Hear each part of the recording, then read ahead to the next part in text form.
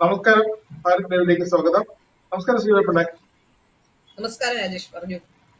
ശരിക്കും നമ്മുടെ ഒരു BJP കൗൺസിലറെ മനഃപൂർവ്വം പിടിച്ചകത്താക്കി കാപ്പ ചുമത്തി ജയിലിൽ അടച്ചിട്ട് 26 CPM പ്രവർത്തകർ അകത്തെടുക്കുന്നതിന് തിരിച്ചിങ്ങോട്ട് ഒരു കോമ്പൻസേഷൻ അതായിരിക്കണം ഇവരുദ്ദേശിച്ചത്. അതിന് പൊഴിലൊതുകയാണ് നമ്മുടെ രമേശ് ചെന്നിത്തലയുടെ ആഭ്യന്തര വകുപ്പ്, VD സതീശന്റെ സർക്കാർ. ഒരു സംശയമില്ല. കാരണം RSR മൊത്തം ഇവിടെ ക്രിമിനലാണെന്നും അല്ലെങ്കിൽ BJP-ക്കാർ അവർ കൗൺസിലർമാരായാലും ഇപ്പൊ BJP 3 MLA-മാർ ഇപ്പോൾ നമുക്ക് നിയമസഭയിലുണ്ട്. വേണമെങ്കിൽ അവരെയും ഇതേപോലെ ചെന്നിത്തലയുടെ പോലീസ് പിടിച്ചകത്തിടും. കാരണം വേറെ ഉള്ളൂ, ഇവിടെ RSS സംഘപരിവാർ ഭീകരത രൂക്ഷമെന്ന് അവർക്ക് വരുത്തി തീർക്കണം. എന്നാൽ മാത്രമേ ഇടതു മുന്നണിക്കും വലതു മുന്നണിക്കും കേരളത്തിൽ നിലനിൽപ്പുള്ളൂ. ഏറ്റവും പുതിയ സംഭവവികാസങ്ങൾ പ്രകാരം ഇപ്പോൾ BJP പ്രവർത്തകരായ സുഗതനെ കാപ്പ ചുമത്തി ജയിലിലടച്ചത് എന്ത് കുറ്റകൃത്യത്തിന്റെ പേരിലാണെന്ന് വ്യക്തമാക്കാൻ ഇപ്പോഴും സർക്കാരിനായിട്ടില്ല, അല്ലെങ്കിൽ ആഭ്യന്തര വകുപ്പിനായിട്ടില്ല. ജനം വിചാരിക്കുന്നത് BJP-യിൽ മാത്രമേ, RSS-ൽ മാത്രമേ ഇത്തരത്തിലുള്ള ക്രിമിനൽ വ്യക്തികളുള്ളൂ എന്നൊരു ധാരണ അവർക്കിടെ പടർത്തുക. അതാണിപ്പോൾ ഇവരുടെ ലക്ഷ്യം, ഇടതു വലതു മുന്നണികളുടെ സർക്കാരിൻ്റെത്. ഇപ്പോൾ നമുക്കറിയാം, പാലുകുടി മാറാത്ത കുട്ടികളാണ് CPM-ലുള്ളതും കോൺഗ്രസിലുള്ളതും, അല്ലേ? പെരിയ കേസായാലും നമ്മുടെ മറ്റെന്ത് കേസായാലും, കൊലക്കേസായാലും, പിടിച്ചുപറിയായാലും, സ്വർണം കടത്തലിനെ അവർ സ്വർണം പൊട്ടിക്കൽ നോമന പേരിട്ട് വെച്ചു. പിന്നെ ഈ ലഹരി മരുന്നുകൾ കടത്തുന്ന എത്ര DYFI SFI പിള്ളേരെയാണ് പോലീസ് ഓട്ടിച്ചിട്ട് പിടിച്ചത്? ഗതികെട്ട് കഴിഞ്ഞ സർക്കാരിന്റെ, ഇടത് സർക്കാരിന്റെ ഭരണകാലത്ത് പോലും പിടിച്ചിട്ടുണ്ട്, അല്ലെ? അല്ലെങ്കിൽ പിടിക്കുമ്പോഴാണ് വ്യക്തമാകുന്നത് DYFI നേതാവാണ്. അങ്ങനെ ഒരുപാട് പേർ. കാരണം ഇത് ഒരു അമ്പലപ്പറമ്പിൽ ചെന്ന് അങ്ങോട്ടും ഇങ്ങോട്ടും കൗൺസിലറും അവിടുത്തെ സ്ഥിരം പ്രശ്നക്കാരനായ CPM-ന്റെ കൗൺസിലർക്കെതിരെ മത്സരിച്ച് തോറ്റ CPM-ന്റെ ആ സ്ഥാനാർത്ഥി തമ്മിലുള്ള തർക്കം. ഈ തർക്കത്തിന് ഒഴിലൂതാനായിട്ട് അവിടുത്തെ വട്ടക SHO അങ്ങനെ ആ പക മനസ്സിലിട്ട് തോറ്റതിന്റെ പകയും കൂടെ ചേർത്ത് അവിടുത്തെ സ്ഥലം MLA ആയിരുന്ന VK പ്രശാന്ത് അടക്കം ഒതുക്കി വെച്ച ആ ഒരു പക പുറത്തു വന്നത് ഈ ഒരു അറസ്റ്റിലൂടെയാണ്. സുഗതനെ അറസ്റ്റ് ചെയ്തുകൊണ്ട് മാത്രം കാര്യങ്ങളെല്ലാം സമാധാനപരമായി ഇടത് വലത് മുന്നിലേക്ക് ഇവിടെ സമാധാനപരമായി മുന്നോട്ട് പോകാമെന്നാണോ കരുതുന്നത് എന്നറിയില്ല. പക്ഷേ പാലുകൂടി മാറാത്ത കുഞ്ഞുങ്ങൾ എത്ര പേരുണ്ട് ശ്രീല CPM-ൽ ഇപ്പോൾ? അതെ, തീർച്ചയായിട്ടും ഇപ്പൊ നമുക്ക് മനസ്സിലാക്കാൻ സാധിക്കുന്നത് സുഗതനെ കരുവാക്കുകയായിരുന്നു എന്ന് തന്നെയാണ്. കഴിഞ്ഞ ദിവസങ്ങളിലെല്ലാം നമ്മൾ ഈ വിഷയവുമായി ബന്ധപ്പെട്ട പലതരത്തിലുള്ള ചർച്ചകൾ നടത്തിയിരുന്നു. ഈ സംഭവം ഉണ്ടായപ്പോൾ തന്നെ വട്ടിയൂർക്കാവ് പോലീസ് സ്റ്റേഷനിൽ നിന്നും ഞാൻ അതിന്റെ ഡീറ്റെയിൽസ് ഒക്കെ കളക്ട് ചെയ്തിരുന്നു. ആകെ അവരുടെ കയ്യിലുള്ളത് 6 കേസുകളുടെ ഡീറ്റെയിൽസ് ആണെന്നാണ് എനിക്ക് മനസ്സിലാക്കാൻ സാധിച്ചത്. അതിൽ തന്നെ 2 കേസുകളുടെ FIR ഡൗൺലോഡ് ചെയ്യാൻ കഴിയുന്നില്ല. ബാക്കി 4 കേസുകളുടെ FIR ഡൗൺലോഡ് ചെയ്യുമ്പോൾ അതിൽ 2 എണ്ണം കാപ്പ ചുമത്താനായി പോലീസ് നൽകിയ റിപ്പോർട്ടുകളാണ്. 2 എണ്ണം മാത്രമാണ് കേസുകളായി നിലവിലുള്ളത്. അതും ഇപ്പോൾ അവസാനമുണ്ടായ കേസിലാണ് 307 ചാർജ് ചെയ്തിട്ടുള്ളത്. ആ കേസുമായി ബന്ധപ്പെട്ട് നോക്കുകയാണെങ്കിൽ നമുക്കറിയാം അതൊരു ക്ഷേത്രവുമായി ബന്ധപ്പെട്ട തർക്കം തന്നെയായിരുന്നു എന്നാണ്. ക്ഷേത്രത്തിൽ നടന്നൊരു തർക്കത്തിൽ ഇടപെട്ട ഒരാളാണ്. ഈ പ്രതിസ്ഥാനത്ത് നിൽക്കുന്നത് സുഗതനാണെങ്കിൽ അതിന്റെ ഇരവാദം മുഴക്കുന്ന ആൾക്കെതിരെ ഇതിലേറെ കേസുകളുണ്ട് എന്നുള്ളതാണ് അതിന്റെ യാഥാർത്ഥ്യം. അത് മാത്രമല്ല, ഇങ്ങനെ പല കേസുകളും, ആ കേസിൽ പലപ്പോഴും ഈ സുഗതന്റെ കേസുമായി ബന്ധപ്പെട്ട് നമ്മൾ ഞാൻ അതിന്റെ ചില FIR ഡീറ്റെയിൽസ് അയച്ചു തരാം, അതുകൂടി ഇതിൽ ഉൾപ്പെടുത്തണം. ആ FIR നമ്മൾ പരിശോധിച്ചാൽ നമുക്ക് മനസ്സിലാക്കാൻ സാധിക്കുന്നത് കാപ്പ ചുമത്താൻ വേണ്ട വകുപ്പുകളുള്ള കേസുകളല്ല കൂടുതലായുള്ളത്. പല കേസുകളും വഴി തടഞ്ഞതുമായി ബന്ധപ്പെട്ട കേസുകളും ടയർ കുത്തിക്കീറിയ കേസുകളും അടക്കമുള്ള കേസുകളെല്ലാം തന്നെ ഇങ്ങനെ ഉണ്ടാക്കിയിട്ടുണ്ട്. അവിടെ സുഗതനൊരു ജാഗ്രത കുറവ് ഉണ്ടായിട്ടുണ്ട് എന്ന് നമുക്ക് മനസ്സിലാക്കാൻ സാധിക്കുന്നു. സുഗതനോ BJP-ക്ക് ഒരു ജാഗ്രത കുറവ് ഉണ്ടായിട്ടുണ്ട് എന്ന് മനസ്സിലാക്കാൻ സാധിക്കുന്നു. ഒരുപക്ഷെ രാഷ്ട്രീയ പ്രവർത്തകൻ എന്ന രീതിയിൽ ഒരുപക്ഷെ ആ എടുക്കുന്ന കേസുകളൊക്കെ അത്രയ്ക്കുള്ള ഗൗരവമേ ഉള്ളൂ എന്ന് വിചാരിച്ചിട്ടുണ്ടാവും. കാരണം നമുക്കറിയാം, സാധാരണഗതിയിൽ കഴുത്തിന് മുകളിലേക്ക് ഏതെങ്കിലും തരത്തിലുള്ള മുറിവുകളൊന്നും, മുഖത്തൊരു ചെറിയ മുറിവുണ്ടായാൽ പോലും അതിൽ കൊലക്കേസ് ചാർജ് ചെയ്യാവുന്ന വകുപ്പുകളുണ്ട്. പക്ഷെ അത്തരത്തിൽ പല കേസുകളിലും ഇത്തരത്തിലുള്ള ചാർജ് ചെയ്തു കഴിഞ്ഞാൽ തീർച്ചയായിട്ടും അത് പിന്നീട് വലിയ ദോഷം ചെയ്യുന്ന കാര്യത്തിൽ തർക്കമില്ല. ഇപ്പോ ഇത് രാഷ്ട്രീയമായി ഉപയോഗിക്കുമ്പോഴാണ് തർക്കം ചെയ്യുന്നത്. കേസ് നടത്തി ആ കേസിന്റെ നാൾ വഴികൾ കഴിഞ്ഞ് കേസ് അവസാന ഘട്ടത്തിലേക്ക് എത്തുമ്പോൾ ഈ കേസിലൊന്നും വലിയ ശിക്ഷയൊന്നും ഉണ്ടാവില്ല എന്ന് നമുക്കറിയുന്ന കാര്യം തന്നെയാണ്. പക്ഷേ ഇവിടെ വഴി തടഞ്ഞതും പോലീസ് സ്റ്റേഷൻ തടഞ്ഞതും, പോലീസ് സ്റ്റേഷനിലെ ചില പ്രശ്നവുമായി ബന്ധപ്പെട്ട് പോലീസ് സ്റ്റേഷനിൽ ചെന്ന് ഉപരോധം ഏർപ്പെടുത്തിയതും റോഡ് തടഞ്ഞതും ഒക്കെയുള്ള കേസുകൾ സുഗതന്റെ കേസിൽ ഉൾപ്പെട്ടിട്ടുണ്ട് എന്നാണ് ഞാൻ മനസ്സിലാക്കുന്നത്. ഇവിടെ നോക്കൂ, ഈ BJP കൗൺസിലറുടെ പേരിൽ 11 കേസുകളുണ്ട് എന്നാണ് ഇപ്പോ പോലീസ് പറയുന്നത്. എന്നാൽ AR റഹീമിനെ നമുക്കറിയാമല്ലോ, MP കൂടിയ AR റഹീമിന്റെ പേരിൽ 74 ക്രിമിനൽ കേസുകളാണ് നിലവിലുള്ളത് എന്നാണ് മനസ്സിലാക്കാൻ സാധിക്കുന്നത്. എ റഹീം മാത്രമല്ല, ഈ സുഗതന്റെ കേസിൽ ഉൾപ്പെട്ടിട്ടുള്ള, സുഗതനെ കേസിൽ പ്രതിയാക്കിയിട്ടുള്ള സകലമാന ആൾക്കാരും മറ്റു കേസുകളിൽ പ്രതിയായിട്ടുള്ളവരാണ് എന്നുള്ളത് തന്നെയാണ് നമുക്ക് മനസ്സിലാക്കാൻ സാധിക്കുന്നത്. അപ്പൊ സുഗതനെ ഈ അടുത്ത കാലത്ത് ഒരു പ്രതിസ്ഥാനത്ത് കൊണ്ടുവരാനുള്ളത് നീക്കം നടത്തിയത് പി കെ പ്രശാന്ത് ആണ് എന്ന തരത്തിൽ സംശയം ഉണ്ട് എന്ന തരത്തിലുള്ള വാർത്തകൾ വന്നിട്ടുണ്ട്. വി കെ പ്രശാന്ത് ആണ് എന്ന് ഉറപ്പിച്ചു പറയാൻ കഴിയുന്ന കാര്യങ്ങളാണ് ഇപ്പോൾ നമ്മൾ കണ്ടുകൊണ്ടിരിക്കുന്നത്. V K Prashanth mini civil station ഉദ്ഘാടനവുമായി ബന്ധപ്പെട്ട് നടത്തിയ തട്ടിപ്പും വെട്ടിപ്പും ഒക്കെ പുറത്തു കൊണ്ടുവന്നതും ഒരു നല്ല ജനപ്രതിനിധിയായി അയാൾക്ക് പ്രവർത്തിക്കാൻ കഴിയുമെന്ന് മനസ്സിലായതും ഒക്കെയാണ് ഇതിന്റെ പിന്നിലെന്നാണ് ഞാൻ മനസ്സിലാക്കുന്നത്. ഇവിടെ നമ്മൾ മനസ്സിലാക്കേണ്ട ഒരു പ്രധാനപ്പെട്ട കാര്യം, ബി ജെ പി കൗൺസിലർ സുഗതനെതിരെ 11 കേസുകളുണ്ടെന്ന് പറയുമ്പോൾ എ റഹീമിനെതിരെയുള്ള കേസുകളെ കുറിച്ച് നമുക്കൊന്ന് വിശകലനം ചെയ്യേണ്ടതുണ്ട്. എ റഹീമിന്റെ പേരിൽ ഏതാണ്ട് 74ഓളം ക്രിമിനൽ കേസുകളുണ്ട് എന്നാണ് മനസ്സിലാക്കുന്നത്. രാഷ്ട്രീയക്കാരുടെ ക്രിമിനൽ കേസുകളുടെ വിവരങ്ങളെല്ലാം അറിയുന്ന മൈ നേത എന്ന് പറയുന്ന ഒരു ആപ്പുണ്ട്. ആ ആപ്പിൽ സാധാരണഗതിയിൽ നമ്മൾ തെരഞ്ഞെടുപ്പുമായി ബന്ധപ്പെട്ട് നൽകുന്ന ഡീറ്റെയിൽസ്, ആ ഡീറ്റെയിൽസിലാണ് 74 ക്രിമിനൽ കേസുണ്ട് എന്ന് മനസ്സിലാക്കുന്നത്. അപ്പോൾ തീർച്ചയായിട്ടും അത് മനസ്സിലാക്കാൻ കഴിയുന്ന കാര്യം തന്നെയാണ് എന്ന് നമുക്ക് മനസ്സിലാക്കുന്നു. ഇത് എ റഹീമിന്റെ സത്യവാങ്മൂലം അനുസരിച്ചുള്ള കേസുകളാണ്. 74 ക്രിമിനൽ കേസുകൾ. അത് SFIയുടെയും സംഘടനാ പ്രവർത്തനത്തിന്റെയും ഒക്കെ ഭാഗമായി ഉണ്ടായതാണ്. ഈ കേസുകളും അങ്ങനെ തന്നെയാണ്. ഇതിൽ സാധാരണഗതിയിൽ കാപ്പ ചുമത്തേണ്ടതായ ചില വകുപ്പുകളുണ്ട്. നമുക്കറിയാം, മയക്കുമരുന്ന്, പണം വാങ്ങി കൊട്ടേഷൻ നടത്തുക, അത്തരത്തിൽ ഒരു കേസുകളും അല്ല സുഗതന്റെ പേരിലുള്ളതെന്നാണ് മനസ്സിലാക്കാൻ സാധിക്കുന്നത്. അപ്പോ ഇതിൽ നമുക്ക് വ്യക്തമായി കൃത്യമായി മനസ്സിലാക്കാൻ സാധിക്കുന്നത്, തിരുവനന്തപുരത്തെ കോർപ്പറേഷൻ ഭരണം നഷ്ടപ്പെട്ടതിന്റെ അസ്ഥിത വല്ലാതെ CPM-നെ വേട്ടയാടുന്നുണ്ട്. അത് മാത്രമല്ല, കഴിഞ്ഞ കാലഘട്ടങ്ങളിലെല്ലാം കോർപ്പറേഷനിൽ നടത്തിയ അഴിമതികൾ ഒന്നൊന്നായി VV രാജേഷ് പുറത്തു കൊണ്ടുവരുന്നുണ്ട്. അസ്ഥിവാരം വരെ തോണ്ടുന്ന രീതിയിലേക്കുള്ള അഴിമതികൾ പുറത്തു വന്ന സ്ഥിതിക്ക് ഇനിയും മുമ്പോട്ട് പോയാൽ അത് വലിയ തടസ്സം സൃഷ്ടിക്കും എന്ന് മനസ്സിലാക്കാൻ സാധിക്കുന്നുണ്ട്. അതിനുള്ള നീക്കമാണോ നടത്തുന്ന തരത്തിൽ ചില വാർത്തകളുണ്ട്. സ്വതന്ത്ര സ്ഥാനാർത്ഥിയുടെ കൂടെ പിന്തുണയോടുകൂടിയാണ് അവിടെ BJP ഭരണം നടത്തുന്നത്. രാധാകൃഷ്ണനെ മുൻനിർത്തിക്കൊണ്ട് മേയറാക്കിക്കൊണ്ട് രണ്ടു കൂട്ടരും ചേർന്ന് ഭരണം അട്ടിമറിക്കാനുള്ള നീക്കം നടത്തുന്ന തരത്തിൽ ചില വാർത്തകൾ വന്നു തുടങ്ങുന്നുണ്ട്.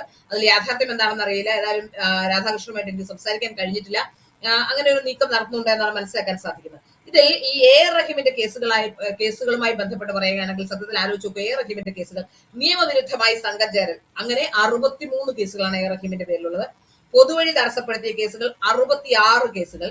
ലഹളയുണ്ടാക്കൽ, ആയുധങ്ങളേന്തി ആ ലഹളയുണ്ടാക്കുന്ന കേസുകൾ 22 കേസുകൾ. ഇങ്ങനെ ഔദ്യോഗിക കൃത്യനിർവഹണത്തിൽ നിന്ന് തടസ്സപ്പെടുത്തൽ, ദേഹോദരം ഏൽപ്പിക്കൽ, അങ്ങനെ 16 കേസുകൾ.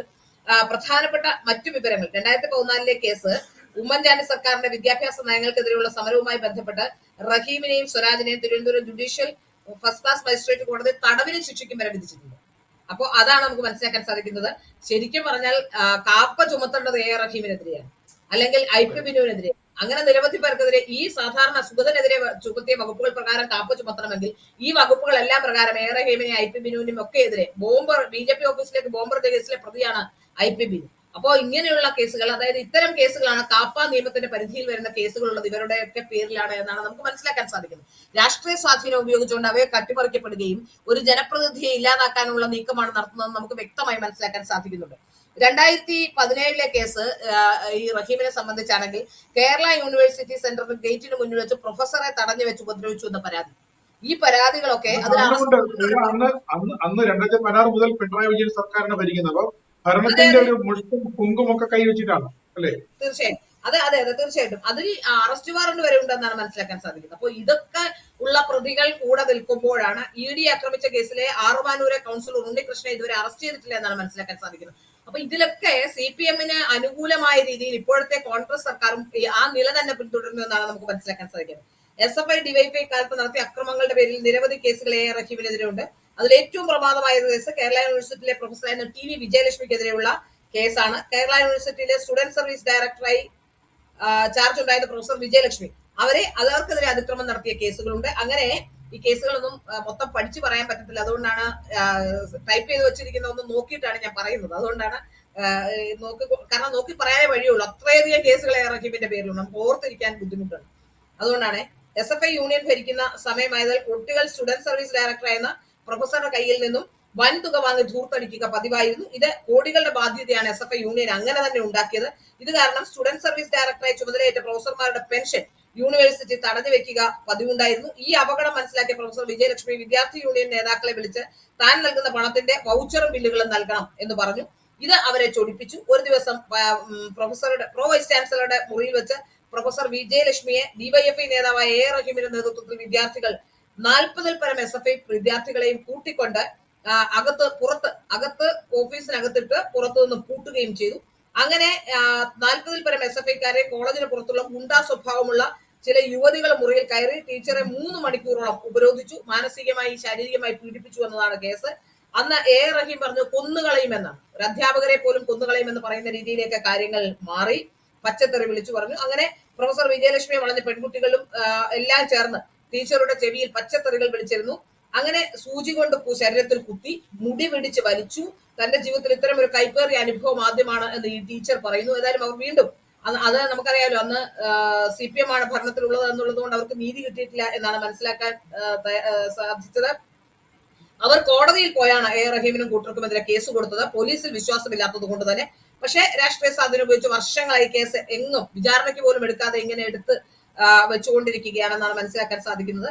ഇവർ 2 വർഷമായി അമേരിക്കയിലാണ് പ്രൊഫസറായി ജോലി ചെയ്ത വിജയലക്ഷ്മി ഇപ്പോൾ നാട്ടിലെത്തിയിട്ടുണ്ട്. വീണ്ടും അവർ ആ കേസുമായി മുന്നോട്ട് പോകാനുള്ള നീക്കത്തിലാണെന്ന് മനസ്സിലാക്കാൻ സാധിക്കുന്നു. ഏതായാലും ഇതുമായി ചെന്നിത്തലയുടെ പോലീസ് കേസെടുക്കുമെന്ന് ശ്രീലയ്ക്ക് ഉറപ്പുണ്ടോ? ഇല്ല, തീർച്ചയായിട്ടും അതിനുള്ള സാധ്യതയില്ല. എനിക്കൊന്ന് ചെന്നിത്തലയ്ക്ക് CPM-നെ പേടിയാണ് എന്ന് എനിക്ക് തോന്നുന്നത്. അതുകൊണ്ടാണ് CPM വരയ്ക്കുന്ന വരയിലൂടെ തന്നെ ചെന്നിത്തല മുമ്പോട്ട് പോകുന്നു എന്നാണ് നമുക്ക് മനസ്സിലാക്കാൻ സാധിക്കുന്നത്. ഇവിടെ ഈ കാപ്പ കേസുമായി ബന്ധപ്പെട്ട് സുഗതനെ കാപ്പ കേസിൽ പെടുത്തിയെങ്കിൽ ആയിരക്കണക്കിന് പേർ കാപ്പ കേസിലും ആയിരക്കണക്കിന് പേരെ കാപ്പ കേസിൽ പെടുത്താനുള്ള ആൾക്കാരും ഇനി CPM-ലുണ്ട് എന്നാണ് നമുക്ക് മനസ്സിലാക്കാൻ സാധിക്കുന്നത്. നിലവിലുള്ള കാപ്പ കേസിലെ പ്രതികളെയെല്ലാം ഇങ്ങനെയാണോ കോൺഗ്രസ് കൈകാര്യം ചെയ്തിട്ടുള്ളത്, കോൺഗ്രസിന്റെ ആഭ്യന്തരമന്ത്രി കൈകാര്യം ചെയ്തിട്ടുള്ളതെന്ന് കൂടി പറയണം. ഇവിടെ ആകാശത്തേക്ക് വെടിവെക്കുന്നത് എന്ത് സാഹചര്യമാണ് ഉണ്ടായിരുന്നത് എന്നത് വിശദീകരിക്കേണ്ടി വരും. അങ്ങനെ നിരവധി കാര്യങ്ങൾ ഈ കേസിന്റെ തുടക്കം മുതൽ തന്നെ, ഈ കേസ് നോക്കിയാൽ തന്നെ ഈ കേസിൽ ഒരുപാട് ഫാബ്രിക്കേഷൻസ് നടന്നിട്ടുണ്ടെന്ന് നമുക്ക് മനസ്സിലാക്കാൻ സാധിക്കുന്നു. അത് മാത്രമല്ല, സുഗതൻ സ്ഥിരമായി കേസിൽ പ്രതിയായത് 2019 ശേഷമാണ്. അതായത് VK പ്രശാന്ത് MLA ആയി തെരഞ്ഞെടുപ്പിൽ വന്നതിന് ശേഷമാണ് സുഗതൻ സ്ഥിരമായി കേസിൽ പ്രതിയാക്കപ്പെടുന്നത്. അതുകൊണ്ട് സുഗതനെ വളരെ കൃത്യമായി ടാർഗറ്റ് ചെയ്തുകൊണ്ട് മുന്നോട്ട് പോയി. അതിനു മുമ്പൊന്നും സുഗതൻ ഈ നാട്ടിലില്ലായിരുന്നു. അപ്പൊ സുഗതനെ ടാർഗറ്റ് ചെയ്തുകൊണ്ട് മുന്നോട്ട് നീങ്ങിയതാണ് എന്ന് നമുക്ക് മനസ്സിലാക്കാം. പ്രശാന്ത് ഇത്തവണ തോൽക്കാൻ കാരണം പ്രശാന്ത് മത്സരിച്ച് ഈ തവണ 2026 നിയമസഭ തെരഞ്ഞെടുപ്പിൽ മത്സരിച്ചെങ്കിലും തോൽക്കാൻ കാരണം സുഗതന്റെ കൂടി സംഘടനാപരമായ പ്രവർത്തനങ്ങളായിരുന്നു അവിടെ. തീർച്ചയായും സുഗതനെതിരെ ആ നാട്ടിലുള്ള ആരും, ഞാൻ ചോദിക്കട്ടെ, ഒരു നാട്ടിൽ ശല്യമാണ്, നാട്ടിൽ നിർത്താൻ കൊള്ളില്ല, നാട്ടിൽ നിർത്തിയാൽ പ്രശ്നമാണെന്ന് പറഞ്ഞിട്ടാണല്ലോ സാധാരണഗതിയിൽ കാപ്പ ചുമത്തി നാട് കടത്തുക. ആ നാട്ടിലാരും സുഗതനെ കുറിച്ച് അങ്ങനെ ഒരു അഭിപ്രായം പറയുന്നില്ല. 90% അതായത് ജില്ലാ കളക്ടർക്കെതിരെ വരെ, തിരുവനന്തപുരം ജില്ലാ കളക്ടർക്കെതിരെ ഒരു അന്വേഷണം വേണം. കാരണം തൊട്ടതിനും പിടിച്ചതിനും ഒക്കെ കാപ്പ കേസ്, മണൽ വാരൽ കേസിലും അല്ലെങ്കിൽ മണ്ണ് കൊട്ടൽ കേസിലും ഒക്കെ. തീർച്ചയായും കഴിഞ്ഞ ഇടയ്ക്ക് നമ്മൾ കണ്ടതാണ്, ഒരു കളക്ടർ കഴിഞ്ഞ ദിവസം 3 ഫയലുകൾ മടക്കി. അങ്ങനെ ഒരു അടിപിടി കേസ്, അതെ എറണാകുളത്തെ കളക്ടർ അത് മടക്കി എന്നാണ് ഞാൻ മനസ്സിലാക്കുന്നത്. അതും ചിലപ്പോൾ ഒരുപക്ഷെ രാഷ്ട്രീയപരമായി ഇങ്ങനെ തന്നെ ചെയ്തതാവാനുള്ള സാധ്യതയുണ്ട്. പക്ഷെ ആ കളക്ടർ വ്യക്തമായും കൃത്യമായും നോക്കിയ ശേഷം ആ കളക്ടർ ആ ഫയലുകൾ മടക്കുകയും അടിപിടി കേസിൽ ഒന്ന് ഉൾപ്പെട്ടു എന്ന് പറഞ്ഞുകൊണ്ട് അത് കാപ്പ ചുമത്താൻ കഴിയില്ല അസന്നിഗ്ധമായി പറയുകയും ചെയ്ത കളക്ടർ കൂടി നമ്മുടെ മുന്നിലുണ്ട് എന്ന് നമ്മൾ മനസ്സിലാക്കണം. ഇവിടെ കളക്ടറുടെ ഭാഗത്തുനിന്നും വീഴ്ച ഉണ്ടായിട്ടുണ്ട്. കളക്ടർ ശ്രദ്ധിക്കാതെയോ അല്ലെങ്കിൽ പെട്ടെന്ന് വന്ന സമ്മർദ്ദം കൊണ്ടോ, പെട്ടെന്ന് രാഷ്ട്രീയ സമ്മർദ്ദം തന്നെയാണ്, കൊണ്ടായിരിക്കും ഒരു പക്ഷേ കാപ്പ ചുമത്തിയത്. പക്ഷെ ഇതിനെതിരെ വ്യക്തമായി ശക്തമായി BJP മുന്നോട്ട് പോകേണ്ടതുണ്ട്. ഈ കേസുമായി ബന്ധപ്പെട്ടാണെങ്കിൽ 4/7/2023 ആദ്യത്തെ കാപ്പ ചുമത്താനുള്ള നീക്കം സുഗതന് എതിരെ നടക്കുന്നത് നമുക്ക് മനസ്സിലാക്കാൻ സാധിക്കുന്നു. അതിൽ തന്നെ 6 മാസം നാട് വിട്ടു നിൽക്കണം എന്നാണ് അതിൽ പറഞ്ഞിരുന്നത്. അത് അഡ്വൈസറി ബോർഡിലേക്ക് പോവുകയും അഡ്വൈസറി ബോർഡിൽ അപ്പീൽ പോവുകയും അദ്ദേഹത്തിന് മാറ്റി നിൽക്കാൻ പറ്റാത്ത സാഹചര്യമാണെന്ന് പറയുകയും ചെയ്തതോടുകൂടി ഇത് റിവൈസ് ചെയ്യുകയും ബോർഡ് നാട്ടിൽ നിന്ന് മാറി നിൽക്കണ്ട എന്ന് പറഞ്ഞ് സ്റ്റേഷനിൽ പോയി ഒപ്പിടാൻ പറഞ്ഞു. അങ്ങനെ സ്റ്റേഷനിൽ പോയി ഒപ്പിട്ടു. ആ ഒപ്പിട്ട് ആ സമയത്തൊന്നും ഒരു പ്രശ്നവും സുഗതന്റെ പേരിൽ ഉണ്ടായിരുന്നില്ല. പിന്നെയും അവർ നിരാശരായതിന്റെ അടിസ്ഥാനത്തിൽ 2025 29/8/2025 വീണ്ടും കാപ്പ ചുമത്തുകയായിരുന്നു. വീണ്ടും മാറി നിൽക്കണമെന്ന് പറയുന്നത്. അതായത് സുഗതൻ ആ നാട്ടിൽ നിൽക്കുന്നത് അവിടുത്തെ CPM-കാർക്ക് വലിയ ബുദ്ധിമുട്ടുണ്ടാക്കി. അതുകൊണ്ടാണ് സുഗതനെ കാപ്പ ചുമത്തി നാട് കടത്തുക എന്ന രീതിയിലേക്ക് ഉള്ള നീക്കം നടത്തിയതെന്നാണ് മനസ്സിലാക്കാൻ സാധിക്കുന്നത്. വീണ്ടും മാറി നിൽക്കണമെന്ന് പറഞ്ഞു. അങ്ങനെ പാർട്ടി വീണ്ടും ബോർഡിൽ പോയി അപ്പീൽ നൽകി. അപ്പീൽ അംഗീകരിച്ചുകൊണ്ട് എല്ലാ ഞായറാഴ്ചയും സ്റ്റേഷനിൽ ഒപ്പിടാൻ പറഞ്ഞു. അപ്പൊ ഈ അപ്പീൽ അംഗീകരിക്കണമെങ്കിൽ വെറുതെ 2 പ്രാവശ്യം കാപ്പ ചുമത്തപ്പെടേണ്ട ഒരു ആളാണെങ്കിൽ തീർച്ചയായും ആ അപ്പീൽ അംഗീകരിക്കില്ല എന്നുള്ളതാണ് ഏറ്റവും പ്രധാനപ്പെട്ട കാര്യം. അതിൽ തീർച്ചയായിട്ടും അതിൽ പ്രശ്നമുള്ളത് കൊണ്ടാണ് അപ്പീൽ അംഗീകരിച്ചത്. 2012 മുതൽ സുഗതന്റെ കേസുകൾ 2012 മുതലുള്ള കേസുകളാണ്. ഞാൻ മനസ്സിലാക്കുന്നത് 2012 നെടുമങ്ങാട് പോലീസ് സ്റ്റേഷൻ പരിധിയിൽ ഒരു കേസ് മാത്രമാണ് സുഗതന്റെ പേരിൽ ഉണ്ടായിരുന്നത്. സ്വാഭാവികമായും ഒരു കേസൊക്കെ ആർക്കും ജീവിതത്തിൽ ഉണ്ടാകാവുന്നതാണ്. അപ്പൊ ആ ഒരു കേസാണ് ഉണ്ടായിരുന്നത്. എന്നാൽ 2019 ശേഷം നിരന്തരം സുഗതനെ രാഷ്ട്രീയപരമായ കേസുകൾ പെടുത്തുകയായിരുന്നു എന്നാണ്. കുത്തിയിരിപ്പ് സമരം പോലെയുള്ള ചെറിയ ചെറിയ കേസുകൾ, അതായത് പോലീസ് സ്റ്റേഷന് മുന്നിൽ കുത്തിയിരുന്ന ഒരു കേസ് അതിലുണ്ട്. ഞാൻ അതിന്റെ FIR അയച്ചു തരാം. അതിൽ FIR കണ്ടിട്ട് തന്നെയാണ് ഞാൻ അതിന് വ്യക്തമായി പഠിച്ച ശേഷമാണ് വിവരങ്ങൾ പറയുന്നത്. ഞാൻ ഈ വാർത്ത ഇതിനു മുമ്പ് വാർത്ത ചെയ്തപ്പോൾ ആരോ വന്ന് പറഞ്ഞിരുന്നു, വ്യക്തമായി പഠിച്ച ശേഷമാണ്. ഞാൻ FIR ഡൗൺലോഡ് ചെയ്ത് വായിച്ചു നോക്കിയ ശേഷമാണ് പറയുന്നത്. അതുകൊണ്ട് തന്നെ FIR കൂടി നമുക്ക് ഇതിൽ കാണിക്കാം എന്നാണ് ഞാൻ പറയുന്നത്. അതുപോലെ തന്നെ ഇതിലെല്ലാം കോടതി സുഗതനുമായി ബന്ധപ്പെട്ട കേസുകളിൽ കുത്തിയിരിപ്പ് സമരമൊക്കെ നമുക്കറിയാമല്ലോ ഏത് തരത്തിലുള്ള ഒരു സാധാരണഗതിയിലോ രാഷ്ട്രീയ നമ്മൾ പോലും കുത്തിയിരിപ്പ് നടത്തിയിട്ടില്ലേ പോലീസ് സ്റ്റേഷന്റെ മുമ്പിൽ. പത്രപ്രവർത്തകർ പോലും ഏതെങ്കിലും ആവശ്യം വരുമ്പോ എനിക്ക് മ്യൂസിയം പോലീസ് സ്റ്റേഷൻ ഉപയോഗിച്ച സംഭവം നമ്മുടെ മുന്നിലുണ്ട്. ജനത്തിന്റെ റിപ്പോർട്ടറായിരുന്ന വിനീഷിനെ അടിച്ച സമയത്ത് അന്ന് ജനത്തിലായിരുന്നില്ല, കേരള വിഷനിലായിരുന്നു വിനീഷ്. പക്ഷെ നമ്മൾ പോലീസ് സ്റ്റേഷൻ ഉപരോധിച്ചിട്ടുണ്ട്. അതിന്റെയൊക്കെ പേരിലുണ്ടാവുന്ന കേസുകളുടെ പേരിൽ കാപ്പ ചുമത്തുക എന്ന് പറഞ്ഞാൽ അത് അംഗീകരിക്കാൻ കഴിയില്ല. പ്രതിഷേധത്തിന്റെ മാർഗമാണ് ഇതൊക്കെ. ഒരു മനുഷ്യന്, ഒരു പൗരന് പ്രതിഷേധിക്കാനുള്ള മാർഗങ്ങളാണ് ഈ കുത്തിയിരിപ്പ് സമരവും ഒക്കെ. അത് അക്രമാസക്തമാകുന്നില്ലെങ്കിൽ കുത്തിയിരിപ്പ് സമരങ്ങളെയൊക്കെ എന്തിനാണ് അങ്ങനെ പ്രതിരോധിക്കാൻ ശ്രമിക്കുന്നത്, അല്ലെങ്കിൽ അത് കാപ്പ ചുമത്താനുള്ള മാർഗമായി എടുക്കുന്നതെന്ന് എനിക്ക് മനസ്സിലാവുന്നില്ല. ഇത് രാഷ്ട്രീയ പ്രേരിതമാണ് എന്ന കാര്യത്തിൽ ഒരു സംശയവും വേണ്ട. 2 കാപ്പ എടുത്തു എന്ന് പറഞ്ഞിട്ടും വാഴോട്ട് പോണ ആ സമയത്ത് ഞാൻ ചോദിക്കട്ടെ, 2 കാപ്പ ചുമത്തപ്പെടാനുള്ള ഒരാളാണെങ്കിൽ അയാൾക്ക് തെരഞ്ഞെടുപ്പ് കമ്മീഷൻ ഒരു തരത്തിലും അംഗീകാരം കൊടുക്കില്ല എന്ന് നമുക്ക് വ്യക്തമായിട്ട് അറിയാം. അന്ന് ഇതൊരു പ്രശ്നമായിരുന്നില്ല. തീർച്ചയായിട്ടും പ്രശാന്തിന്റെ പരാജയം തന്നെയാണ് ഇപ്പോൾ ഇവരെ വിരളി പിടിപ്പിച്ചിരിക്കുന്നത് എന്ന കാര്യത്തിലും ഒരു സംശയമില്ല. വീണ്ടും 8/6/2026 വീണ്ടും കാപ്പ ചുമത്തിയിരിക്കുന്നത്. അതായത് ഈ 2026 ഈ 6-ാം മാസം ജൂൺ മാസം 6-ാം തീയതി കാപ്പ ചുമത്തുന്നു. അടുത്ത ദിവസം വന്ന് സുഗതനെ കാപ്പ കേസ് പ്രതിയാണെന്ന് പറഞ്ഞുകൊണ്ട് പിടിച്ചുകൊണ്ട് പോകുന്നു. കാര്യമുള്ളത് നമ്മുടെ നെട്ടയം വാർഡിൽ ജയിക്കുന്നത് യമുന എന്ന BJPയുടെ കൗൺസിലറാണ്. തൊട്ടടുത്ത വട്ടിയൂർക്കാവ് വാർഡിൽ ജയിക്കുന്നത് നന്ദഭാർഗവ് എന്ന BJPയുടെ കൗൺസിലറാണ്. തൊട്ടടുത്താണ് ഈ വാഴോട്ടുകുളം എന്ന വാർഡ്, സുഗതന്റെ വാർഡ്. അതിന്റെ തൊട്ടടുത്ത വാർഡ് കൊടുങ്ങാനൂരാണ്.